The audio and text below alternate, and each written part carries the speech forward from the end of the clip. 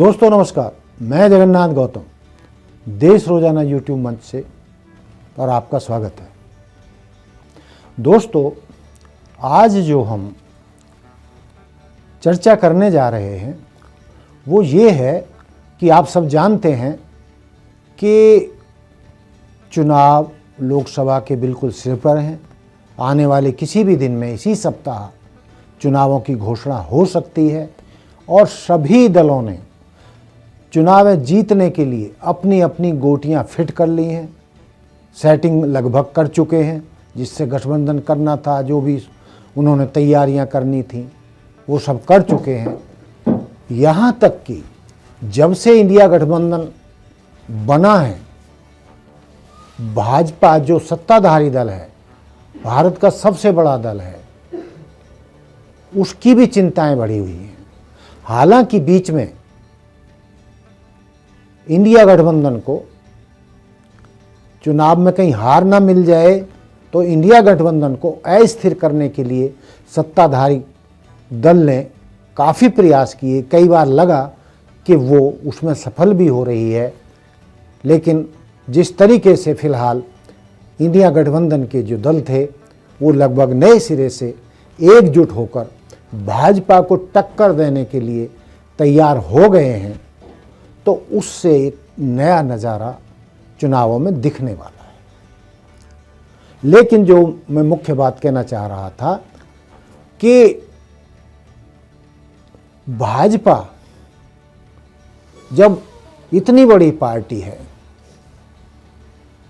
इतने उसके पास सांसद हैं, वो बहुमत में हैं, उसके बावजूद भी भाजपा इतनी डरी हुई है विपक्षी दलों से या इंडिया गठबंधन से कि उसने 38 दलों का चुनावी गठबंधन तैयार कर लिया है। यानी भाजपा 38 दलों के साथ गठबंधन करके चुनाव में जा रही है।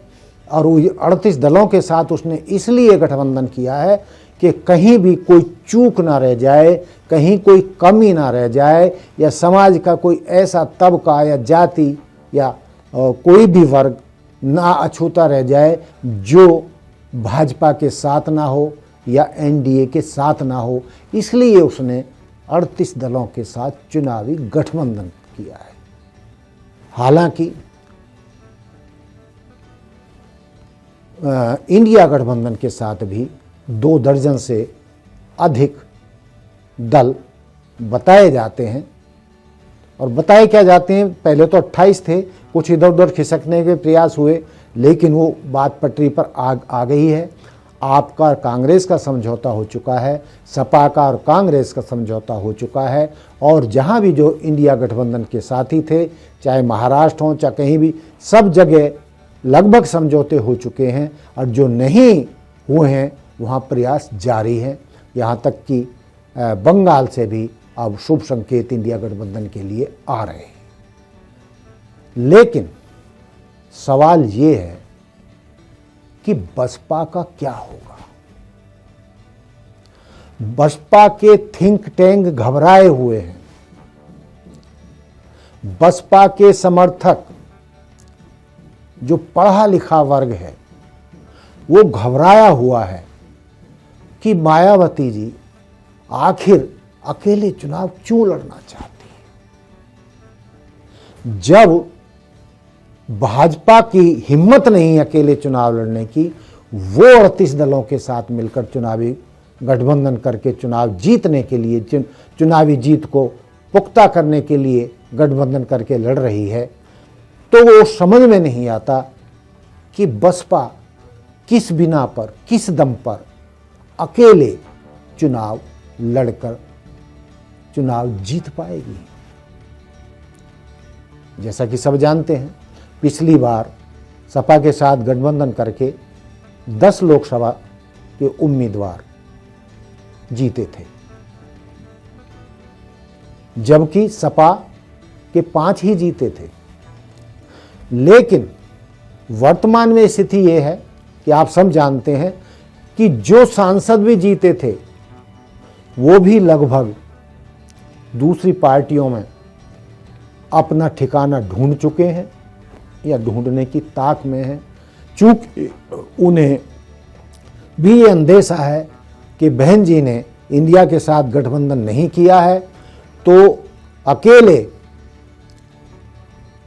बसपा चुनाव लड़के लोकसभा चुनावों में जीत हासिल नहीं कर सकती। उसका बसपा के थिंक टैंक और जो सांसद गए हैं उनमें से ज़्यादातर या बसपा के समर्थकों का, बुद्धिजीवी वर्ग का ये मानना है कि जब बसपा के सांसदों को अपना भविष्य अकेले लड़ने में सुरक्षित नहीं लग रहा है, क्योंकि जब वो जीते थे तो सपा के साथ गठबंधन से जीते थे, तो इस बार वो जो नहीं कर रही हैं गठबंधन किसी के साथ, जो ये सांसद भी मानते हैं, थिंक टैंक भी मानते हैं और बसपा समर्थकों का एक बहुत बड़ा वर्ग भी मानता है कि हम अकेले नहीं जीत सकते, हमें इंडिया गठबंधन के साथ चुनावी गठबंधन कर लेना चाहिए था या अभी भी वक्त है, कर लेना चाहिए।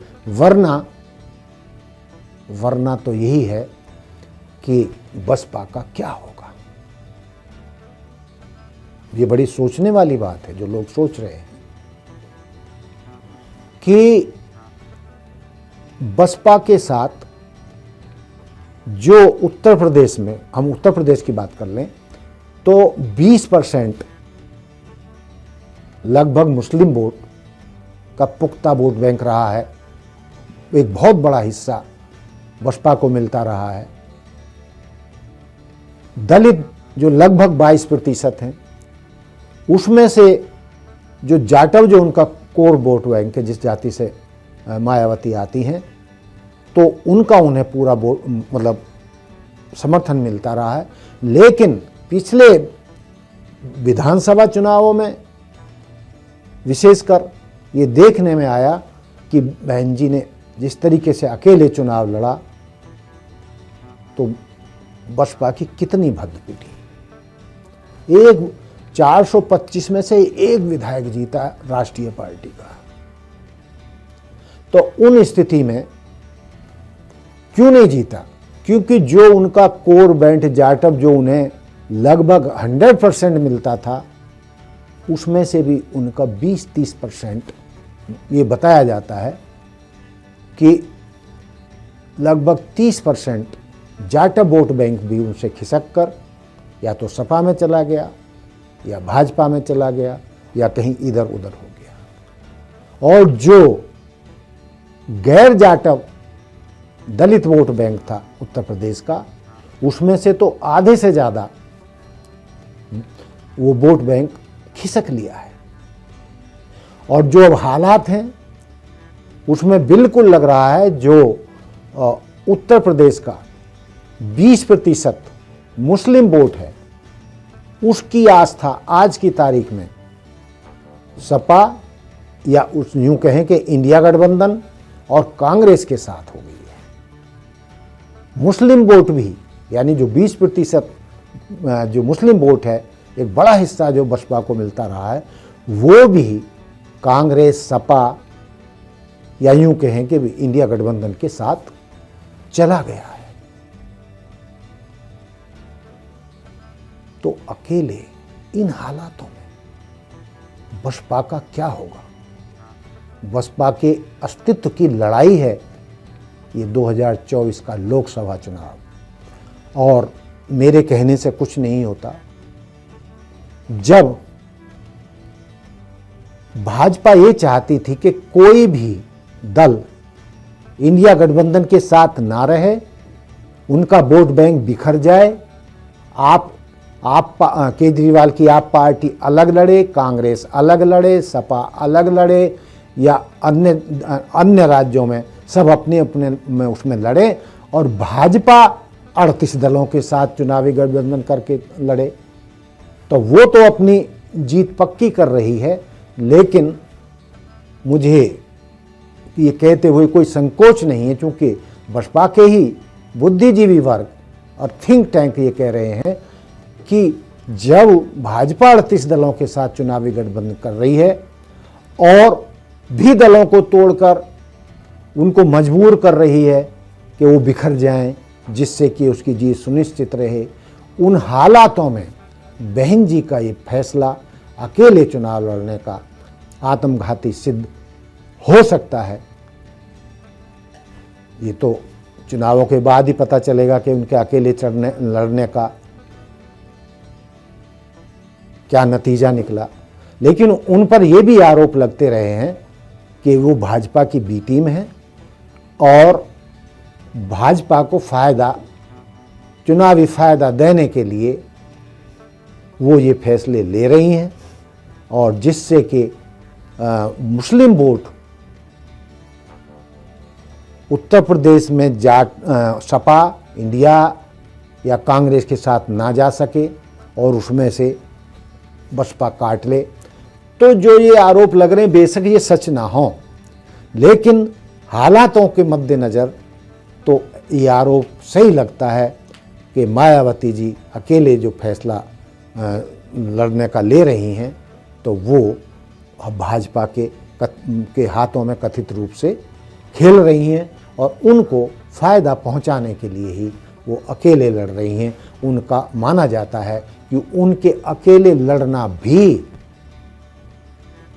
ऐसे समझा जाए कि वो भाजपा के साथ चुनावी गठबंधन करके लड़ रही हैं। बेशक वो ये कहें कि मैं अकेले लड़ रही हूँ, लेकिन जिस तरीके से वो फैसले ले रही हैं उससे ये तय हो चुका है कि वो दाएं या बाएं या जो भी तरीका, जो भी सेटिंग है, भाजपा को फ़ायदा पहुंचाने के लिए लड़ रही हैं। और वो कारण क्या है, उनकी मजबूरी क्या है अकेले लड़ने की, जबकि वो पहले गठबंधन करके कई बार चुनाव लड़ती रही हैं। पहला चुनाव ही उत्तर प्रदेश में सपा और बसपा इकट्ठा मिलकर लड़े थे। उसके बाद बसपा 2 बार भाजपा के सहयोग से, वह यदि मैं गलती नहीं कर रहा हूँ 2 या 3 बार मायावती जी भाजपा के सहयोग से उत्तर प्रदेश की मुख्यमंत्री बन चुकी हैं। यदि हम 2007 को छोड़ दें तो वो अपने दम पर एक बार मुख्यमंत्री बनी है, बाकी बार उन्होंने किसी न किसी के साथ लेना पड़ा है या किसी न किसी के साथ सत्ता का बंटवारा करना पड़ा है। तो दोस्तों, ये थी मेरे आज की स्टोरी कि भाई मायावती जो बहन जी फैसला ले रही हैं वो बसपा के लिए घातक सिद्ध हो सकता है। हो सकता है कि अकेले लड़ने से उन्हें कोई फ़ायदा हो जाए, लेकिन जो गणित कह रहा है उससे तो यही लगता है कि जब चुनावों के रिजल्ट डिक्लेयर होंगे तो बसपा समर्थकों को मायूसी होगी। हालांकि मायावती जी को हो सकता है कि क्या लोकसभा के चुनाव आएंगे, जो फैसले ले रहे हैं उनको पहले से ही पता हो, लेकिन चुनावों के बाद बसपा के थिंक टैंक और उसके कट्टर समर्थकों तक को भी निराशा हाथ लगने वाली है, ऐसा अंदेशा जताया जा रहा है। तो दोस्तों, मिलते हैं कल फिर एक नए मुद्दे के साथ। देखते रहिए देश रोजाना। जय हिंद, जय भारत, जय संविधान। हमारे साथ जुड़े रहने के लिए देखते रहिए देश रोजाना का YouTube चैनल सब्सक्राइब कीजिए। साथ ही देश रोजाना की खबरें सबसे पहले देखने के लिए प्रेस कीजिए बेल आइकन।